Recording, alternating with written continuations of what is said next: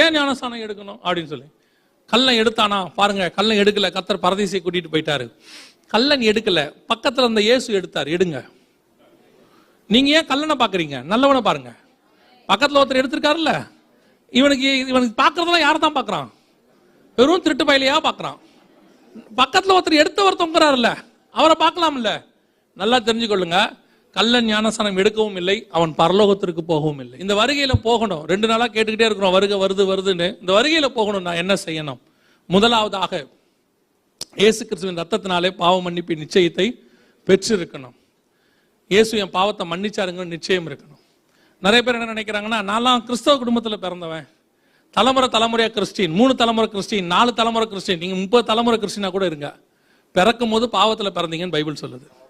என் தாய் என்னை பாவத்தில் கர்ப்பம் தரித்தாள். பிறந்த அத்தனை பேருக்கும் என்ன தேவை? ரட்சிப்பு தேவை. ரட்சிப்புனா என்ன? பேரை மாத்துறதோ ஊரை மாத்துறதெல்லாம் கிடையாது. ரட்சிப்புனா என்ன? இருதயத்தில் விசுவாசித்து வாயில அறிக்கை பண்ணி, இயேசுவை என் உள்ளத்தில் வாரும், என் பாவத்தை மன்னியும், உடைய பிள்ளையாய் என ஏற்றுக்கொள்ளும். நீங்கள் ஒப்பு கொடுக்கும் போது கர்த்தர் உங்கள் பாவங்களை மன்னிப்பார். கர்த்தர் பாவத்தை மன்னிச்சாருங்கிறதுக்கு என்ன நிச்சயம்? உங்களுக்குள்ளே ஒரு ரட்சிப்பின் சந்தோஷம் ஒன்று வரும்.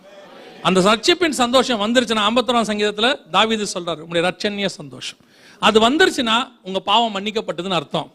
அது வர்ற வரைக்கும் நீங்க இன்னும் ரட்சிப்பின் அனுபவத்துக்குள்ள வரலன்னு அர்த்தம். சர்ச்சுக்கு வர்றதுனால மட்டும் பரலோகத்துக்கு போயிட முடியாது. திருப்பியும் சொல்றேன், இந்த ரட்சிப்பின் அனுபவம் வரணும். இயேசுவே என் பாவத்தை மன்னிங்க நீங்க கேட்கும் போது கர்த்தர் உங்கள் பாவத்தை மன்னிப்பார். மன்னிக்கும் போது இந்த அனுபவம் உங்களுக்கு வரும்.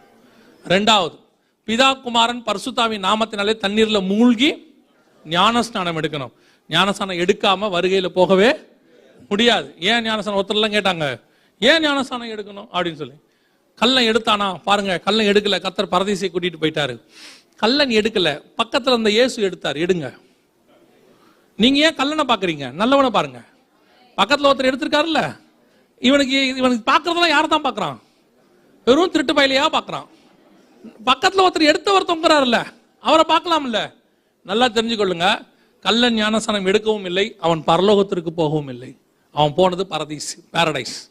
பரலோகத்துக்கு போகணும்னா கண்டிப்பா என்ன எடுத்திருக்கணும்? ஞானஸ்நானம் எடுத்திருக்கணும். ஒரு இடத்துல கேட்டார், நீங்க ஞானஸ்நானத்தை ரொம்ப அதிகமா பேசுறீங்க, சின்ன வயசுல எடுக்கிற ஞானஸ்நானத்தை ஏன் ஒத்துக்க மாட்டீங்கன்னு கேட்டாரு. சின்ன வயசுல எடுக்கிற ஞானஸ்நானமே கிடையாது. குழந்தை ஞானஸ்நானம் இதெல்லாம் ஞானஸ்நானமே கிடையாது. ஞான ஸ்நானம்னா என்னன்னா, ஞானம் வந்த பிறகு எடுக்கிற ஸ்நானம் தான் ஞான ஸ்நானம். ஞானம் எப்போ வரும்? கர்த்தருக்கு பயப்படுதலே ஞானத்தின். எப்போ கர்த்தருக்கு பயப்படுவோம்? தீமை விட்டு விலகுதலே கர்த்தருக்கு பயப்படுகிற பயம். எப்போ ஞானஸ்நானம் எடுக்கணும்? தீமை விட்டு விலகி கர்த்தருக்கு பயந்து இனி பாவம் செய்ய மாட்டேன்னு அறிக்கை செய்து நீங்க ஞானஸ்நானம் எடுக்கணும். அப்போ ஒருத்தர் கேட்டார், என்ன இப்போ 1 கொரிந்தியர் 10 செங்கடலுக்குள்ள எல்லாரும் வந்தாங்க, அதை ஞானஸ்நானம் பைபிள் சொல்லுது. அப்ப பாருங்க, குழந்தைங்களும் வந்திருக்கிறாங்க, அப்போ நீங்க ஏன் குழந்தை ஞானஸ்நானத்தை ஒத்துக்க மாட்டீங்கன்னு கேட்டார். நான் சொன்னேன், குழந்தைகளும் வந்தாங்க, பின்னாடியே ஆடு மாடும் வந்துச்சு. இல்ல அதுல இருக்கு, பின்னாடி என்ன வந்துச்சு? ஆடு மாடும் இருக்கு, மாட்டு வண்டியும் வந்துச்சு. ஏன் நீங்க மாட்டு வண்டிக்கு ஞானஸ்நானம் கொடுக்க கூடாதுன்னு கேட்டேன். வசனத்தை அனர்த்தமா புரிஞ்சுக்கிறது, அத ஒரு ஓமையா அங்க சொல்லி இருக்கு, அதற்கு ஒப்புமையான ஞானஸ்நானம்னு.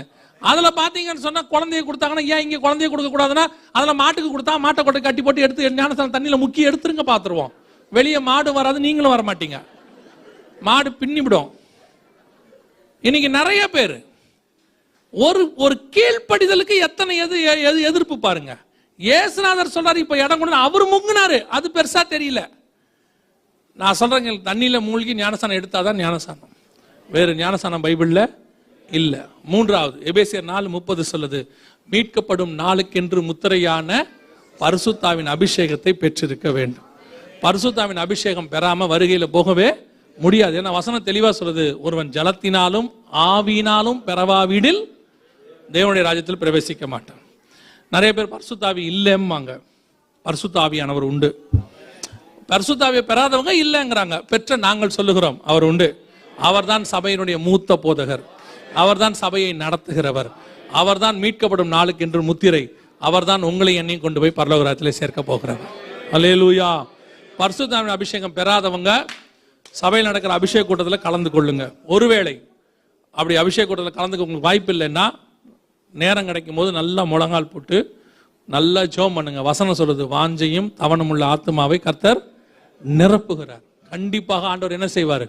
நிரப்புவார். பரிசுத்த அபிஷேகம்